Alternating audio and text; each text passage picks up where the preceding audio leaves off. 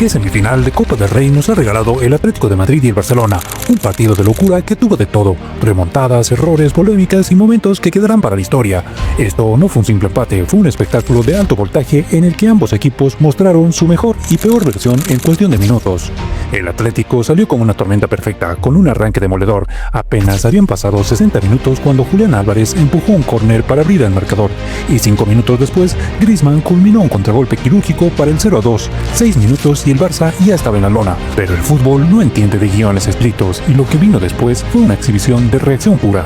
El Barcelona no tardó en responder. En el minuto 19, Pedri apareció en el área para empujar un pase de Koundé y recortar distancias. Y 2 minutos después, Pau Cubarsí, con apenas 17 años, se estrenó como goleador con un cabezazo letal a la salida de un córner.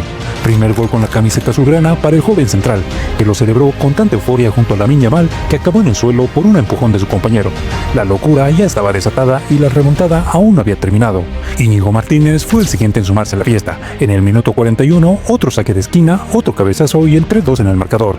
El Atlético, que había comenzado como un vendaval, ahora estaba desarmado, completamente sometido por un Barça que encontró en los corners una mina de oro ante un Musso que ofreció demasiadas facilidades. El segundo tiempo no frenó el ritmo. Lewandowski parecía sentenciar con el 4-2. El polaco aprovechó un balón en el área y lo mandó a la red, lo que parecía la lápida definitiva para el Atleti. Pero el conjunto de Simeone nunca se da por vencido. Primero Marco Llorente y luego Sorloth, repitiendo la historia de la liga.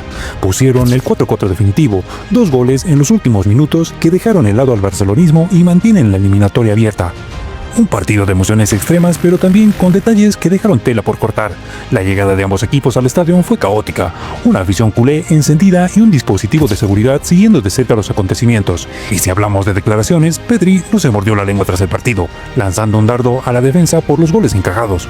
Aprender de esas cosas, sobre todo pues tener la pelota, no tirar tanto, por ejemplo, la línea en esos últimos minutos y bueno, son cosas que tenemos que aprender. Comentario al que Íñigo Martínez no tardó en responder. Bueno, y las veces que la hemos tirado también nos han marcado, ¿no? Por otro lado, el banquillo atlético estalló reclamando un agarrón de Cubarsí en el tercer gol azulgrana, jugada que por supuesto ni se revisó en el VAR. Y por si todo eso era poco, la ironía estuvo servida con Simeone, el técnico rojiblanco, quien en su día criticó el saludo entre entrenadores como un gesto hipócrita. Esta vez se olvidó de sus propias palabras y estuvo de abrazo en abrazo con Hansi Flick. El argentino, eso sí, no dudó en mostrar su molestia por los 2 goles de pelota parada que encajó su equipo.